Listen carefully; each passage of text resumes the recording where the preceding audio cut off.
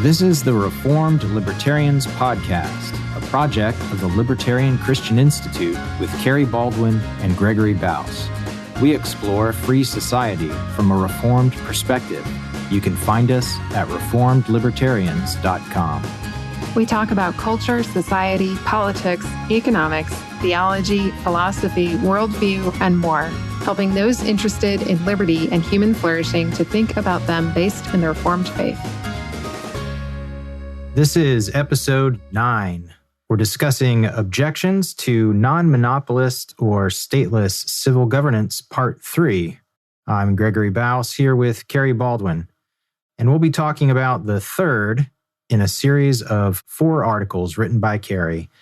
In this article, she addresses economics, social hierarchy, and the question of the state's inevitability. We link to the article in the show notes as always. It's published at the Libertarian Christian Institute's website, libertarianchristians.com, and it's less than a 10-minute read. So you can listen to our first 2 discussions in this series concerning law and order and the question of the state's legitimacy in episode 3, which addresses arguments made by John Locke, and then our second discussion concerning human sinfulness and the question of the state's necessity is in episode 5, and that addresses an argument made by James Madison, both of which we will link in the show notes. We plan to have a future episode on the 4th article about imagination or failure of it, and the question of the plausibility of statelessness. All 4 of your articles have a preface, Kerry, saying, while you believe minarchist libertarians who hold to the legitimacy of a minimal or strictly limited state, and anarchist libertarians like us who hold to the need for stateless civil governance can cooperate in pursuit of a free society, nevertheless, it's worthwhile examining the disagreement between these 2 respective positions. Before we discuss the main points of this article in more detail, can you give us an overview of what those main points are? Yeah, so there are at least 2 main lines of argument made by some minarchists and by those who believe a monopoly state is inevitable in a well-functioning society. One of these arguments concerns economics and another concerns social relations. First, I address Robert Nozick's economic argument. Nozick was a philosophy professor at Harvard and wrote the book Anarchy, State, and Utopia, which we'll link to. Nozick is presented by most universities as primary reading on libertarianism, so it's necessary to address Nozick's objections to stateless civil governance. And then second, I address the social argument, this presented by Russel Kirk, who was an independent social critic, and in his statement, 10 conservative principles from his book, The Politics of Prudence, to which we'll also link. So let's take these in turn. First, in your article, you explain the economic argument for the inevitability of the state as presented by Nozick. Part of what Nozick is doing in this book is trying to show how it's possible that a monopoly state could hypothetically, in his view, be formed without violating anyone's rights. This is the so-called immaculate conception of the state. Nozick claims that in a possible stateless economy of competing civil governance services, most people would naturally seek out the largest, most powerful protection agency available, inevitably leaving one agency with dominance, so he claims. And then he claims that having such dominance would give such an agency the legitimate authority to effectively shut out any market competitors.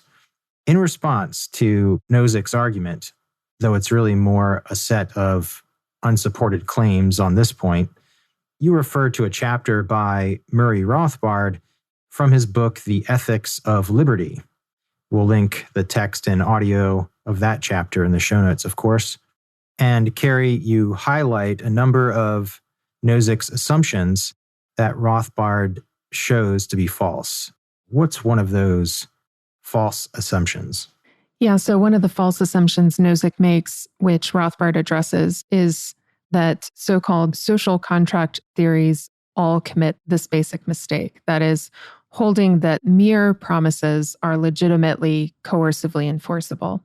It's true that many promises can be normatively binding in other ways, and their violation can legitimately result in serious consequences. But Rothbard explains that a proper theory of legal contract must be understood as title transfer. This means that the only legitimately coercively enforceable agreements are those that transfer title or ownership of alienable property. One's self-ownership and the rights to person and property which stem from that self-ownership are inalienable and can't really be surrendered in a coercively enforced contract. One important implication of this is that since no one can give up their own will or body or basic right in such a contract, then it is even more certain that no one can legitimately contract away the persons or rights of future generations. And this understanding means that no state can be justified on that basis.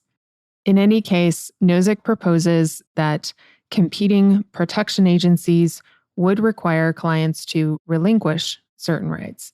However, he fails to consider that nothing would prevent a protection agency from offering services without such a requirement. Right. That alone seems pretty fundamental.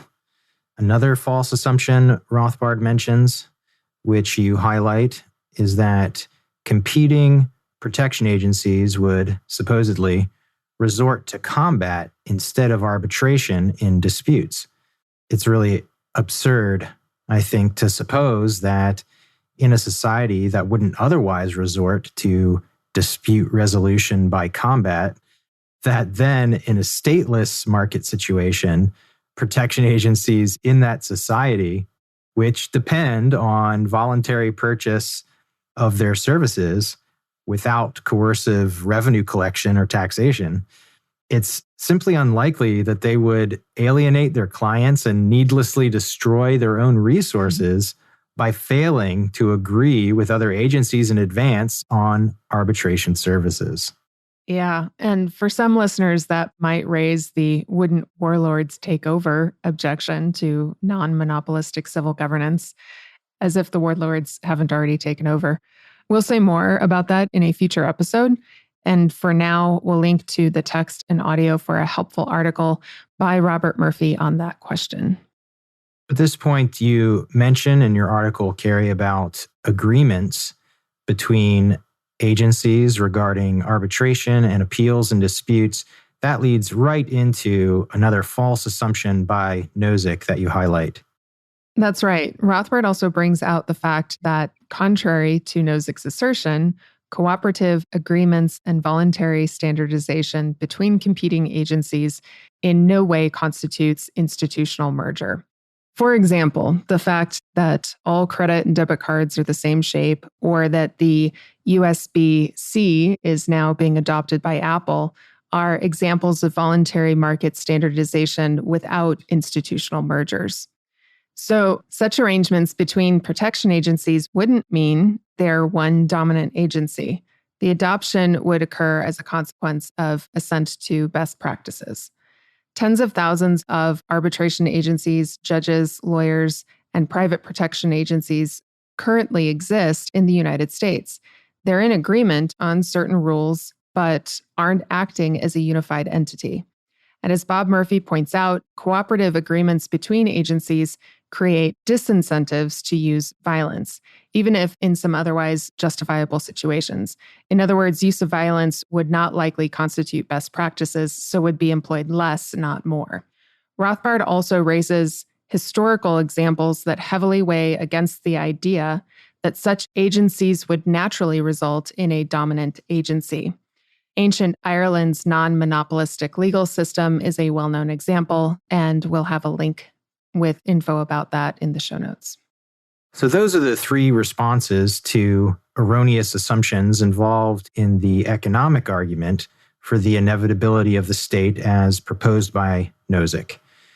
Let's now consider the social argument as proposed by Russel Kirk. and how you address that in your article. Kerry, what's one of Kirk's basic ideas in his 10 conservative principles that relates to this idea that a monopoly state is somehow inevitable in a well-functioning society? Well, let me start off by quoting Kirk's fifth conservative principle. And it reads, "Conservatives pay attention to the principle of variety. They feel affection for the proliferating intricacy of long-established social institutions and modes of life as distinguished from the narrowing uniformity and deadening egalitarianism of radical systems. For the preservation of a healthy diversity in any civilization, there must survive orders and classes, differences in material condition, and many sorts of inequality. The only true forms of equality are equality at the last judgment and equality before a just court of law. All other attempts at leveling must lead, at best, to social stagnation. Society requires honest and able leadership, and if natural and institutional differences are destroyed, presently some tyrant or host of squalid oligarchs will create new forms of inequality." There's certainly a number of points there, as libertarians, we could agree with. But Kerry, what do you say in the article about how this relates to an idea of the state's inevitability? It may not seem entirely obvious on the surface, but here Kirk makes a case for a natural social inevitability of the state, among other long-established institutions, from what he calls the principle of variety. The idea is this: if those who are unequally good and capable of leadership do not effectively exercise that responsibility, then tyrants will inevitably rule and impose unnatural inequalities to the detriment of society. Now, before we get into the details of the response you offer, let me say that after your article was written, you and I further explain the points you make here in the Reformed Libertarianism statement, particularly in Part 2 on society. So, of course, we'll link to that statement in the show notes for listeners. We should also reiterate that the problem with tyranny isn't so much that in a monopoly state, the worst tend to rise to the top, although that is certainly a genuine problem endemic to states. But rather, the foundational problem is that there is such a monopoly state at all. Since states are inherently tyrannous as monopolies on coercion, and therefore necessarily seek to enforce an illegitimate claim over persons and property belonging to others.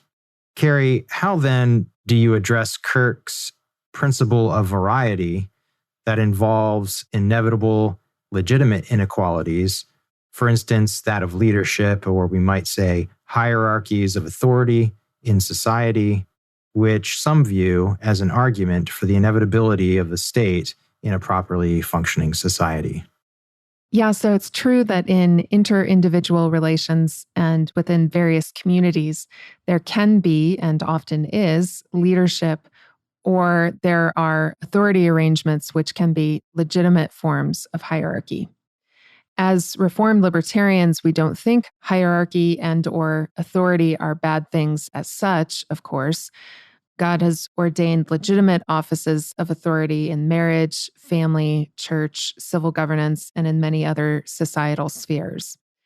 What some conservatives, not to mention progressives, often and ironically miss is the normative sort of variety or diversity God has created for society.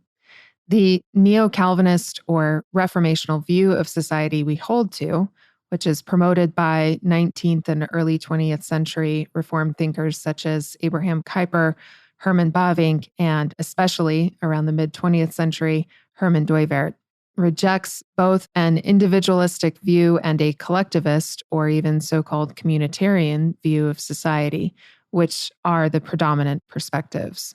So if our view of society isn't individualistic nor collectivistic, how do we explain a better conception of society? First, let me say briefly how we address an individualistic view of society. I don't mention this in the article explicitly because Kirk's view seemed to depend more, ironically, on a sort of collectivism. Anyway, we acknowledge that, properly speaking, only individuals act. It is individual people who have goals and priorities and choose available means in pursuit of chosen ends. So that understanding might be called a praxeological or so-called methodological individualism, but it's not the same as an individualistic view of society. Now, against an individualistic view, we hold that society and various communal relations can't be rightly reduced to only inter-individual relations. Communities are real things themselves, genuine wholes, and they are not merely aggregates of individuals. Right. We recognize, too, that individuals are never mere parts of the communities to which they belong, and that neither communities, whether marriages, families, churches, or institutions of civil governance, among others, nor individuals, neither communities nor individuals are more basic than or have their origin in the other. Individuals and various communities are wholes themselves, respectively created and normed by God, each with its own integrity and reality. How then do you go on in the article to address a view of society in light of this? So the key is that society is not itself a single thing. Rather, society is a term by which we refer to a plurality of distinct kinds of relations, irreducible to each other. There are inter-individual relations, communal relations, and intercommunal relations. And while there are various hierarchies or forms of leadership in each of these kinds of societal relations, society as such does not properly exist as a single hierarchy. In fact, this idea of society as a single hierarchy is the dangerously mistaken view that lends itself to the monopolization of society by the state. Each distinct kind of community has a different basic kind of societal leadership. There isn't, normatively speaking, any kind of community that encompasses or leads all the other kinds of community. Some would view the state as this kind of leadership. They erroneously view the state as some sort of overall community that governs society overall. Likewise, it's erroneous to view the church in this kind of leadership as well. Societal governance overall, however, is a form of collectivism. Even if you think society has a variety of important parts or platoons, as Kirk called them, or so-called mediating institutions. Even if you think such a state should be thoroughly transparent, accountable, limited, and highly localized, it's really just another form of collectivism. That sort of small state would be, of course, a good deal better than the United States government today, but it would still be a monopoly state and therefore inherently unjust. Yeah, that's right. And not only is there no single kind of community that rightly leads all the other kinds of community, but even within a specific kind of community, no particular community normatively has or gains a monopoly coercive rule over all the others of the same kind. Within each kind of community or societal sphere, there naturally exists a plurality of communities of that kind. So, for example, there isn't a single family that rules all families, but many families. There isn't, biblically speaking, a single church that rules the rest, even if they come together in general assembly or council, but many congregations.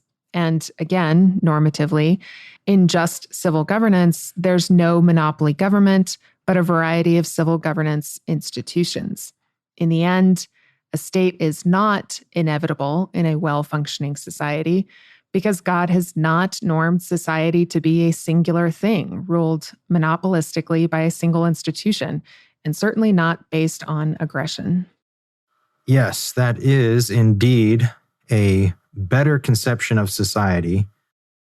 It's one that genuinely takes created variety into account. It's a more thoroughgoingly consistent view of what is sometimes called sphere sovereignty. We'll link to a resource on that, and we hope listeners will look at the Reformed Libertarianism statement on our website for more. And we'll end there for now. We hope listeners are inspired to read Kerry's article and consider the excellent responses she gives there in reply to certain prominent claims we've discussed for the state's supposed inevitability. Thanks for listening to the Reformed Libertarians podcast, a project of the Libertarian Christian Institute with Kerry Baldwin and Gregory Baus. See the website for each episode's show notes and sign up for our email list. Don't forget to rate and review Reformed Libertarians podcast on Apple Podcast or your favorite podcatcher. Find our email and social media on our contact page at reformedlibertarians.com.